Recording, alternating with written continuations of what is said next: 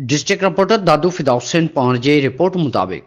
सिंधी टोपी ऐं अजरक के हवाले से 6 डिसंबर एकता वारो ॾींहुं ज़िले दादू के कुंड कुर्च में मल्हायो पियो वञे। दादू शहर में 100 खां वधीक तंज़ीमूं आहिनि जेके वारे वारे सां रैलियुनि जी सूरत में शहर जो गश्त कंदियूं प्रेस क्लब दादू पहुचनि पियूं,